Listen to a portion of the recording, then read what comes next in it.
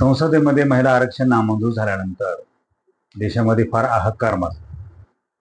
म्हणजे फार मोठी दुर्दैवी घटना या देशामध्ये घडली आणि भारतीय जनता पार्टीच्या महिला कार्यकर्त्या सुद्धा नासपूड हाताने पाहिले असतील. आमच्या तोंडात आलेला घास राहुल गांधी आणि विरोधी पक्षाने हिरावून घेतला, अशा पद्धती त्यांचा अप्रोच होता. म्हणजे महिला हिताचं, महिला आरक्षणाची काँग्रेस आणि इतर विरोधी पक्षांना अजिबात चाहड नाही, अशा पद्धतीने त्यांचा अप्रोच आहे. देवेंद्र फडणवीस यांना सुद्धा हे प्रश्न विचारले गेले, तेव्हा त्यांनी सुद्धा त्यांची बाजू पटवून दिली आणि विरोधी पक्ष कसा महिला आरक्षणाच्या विरोधात आहे ही बाजू त्यांनी मांडली. आता एखाद्या पक्षाच्या प्रमुख नेत्यानं, राजकारते माणसानं जे बोलायला पाहिजे त्याच पद्धतीने देवेंद्र फडणवीस बोललेले आहे. फक्त देवेंद्र फडणवीस यांनी ओपन डिबेट करायची इच्छा व्यक्त केली. खरं तर ओपन डिबेट आपल्या देशामध्ये केलं जात नाही सहसा, तशी पद्धती पण नाही. एखाद्या विषयावर एकत्र चौकामध्ये येणं, एखाद्या सार्वजनिक ठिकाणी येणं आणि खुलेआम चर्चा करण्याची पद्धत आपल्याकडे नाही.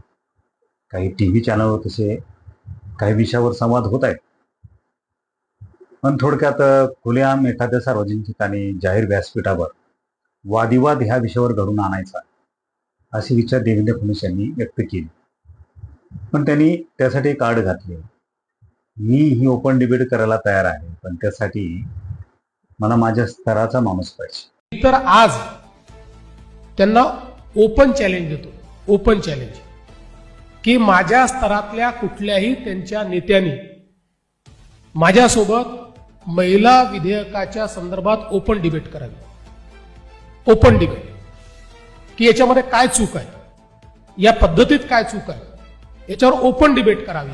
ते करणार नाहीत, करू शकत नाहीत. केवळ मुजोरी करायची आणि पळून जायचं, हे जे काही यांनी सुरू केलेलं आहे, याच्या विरुद्ध देशभरात आणि महाराष्ट्रात आता महिलांचं एकत्रीकरण आम्ही करणार आहोत. तर देवेंद्र फडणवीस यांचं स्तर त्यांनी त्यांच्या मनामध्ये निश्चित केलेला असतो. कारण माणूस स्वतःला काहीतरी समजत असतो आणि स्वतःला काय समजावं म्हणजे त्याचा खाजगी प्रश्न असतो आणि त्याच्यामुळं त्यांचा स्तर त्यांनी ठरवून घेतला असेल. पण आता समोरच्याला कसं कळणार आहे देवेंद्र फडणवीसच्या स्तराचे आपण आहोत का नाही? इथं प्रत्येक सुजाण नागरिकाला सुद्धा वाटू शकतं की या विषयात मला माहिती आहे, त्या विषयावर मी डिबेट करू शकतो. तेही देवेंद्र फडणवीसला चॅलेंज देऊ शकतं. म्हणजे एखादा माणूस फार मोठ्या पदावर आहे म्हणून तो फार हुशार असतो किंवा त्याला फार त्याच्याकडे फार समज असते, असं काही नसतंय.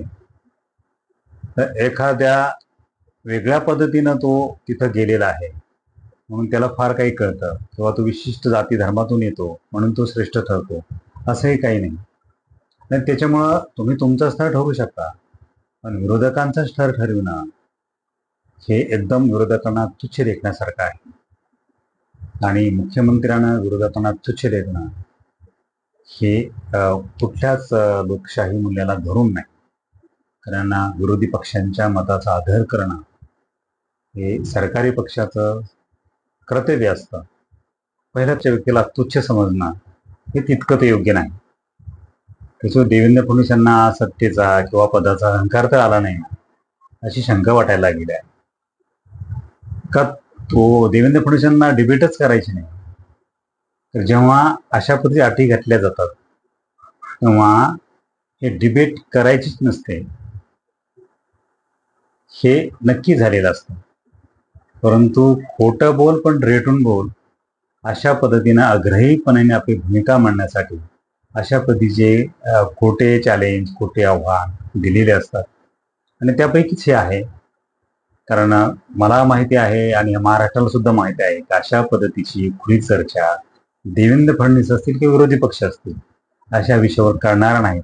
आणि जरी केलेच एखाद्या चॅनलवर तर ते वाद करतील, भांडणं करतील, एकमेकाला शिव्या देतील, कपडे फाडतील, पण ते अगदी सभ्यपणानं आपले मुद्देसूद मांडणी करून एखादा विषय लोकांना पटवून देतील अशी ह्या सध्या तरी राजकर्त्याकडून अजिबात अपेक्षा नाही. तुम्हाला काय वाटतं नक्की कॉमेंट करून मला कळवा. लाईक करा, शेअर करा. जर माझं चॅनल सबस्क्राईब केला नसेल जरूर सबस्क्राईब करा. धन्यवाद.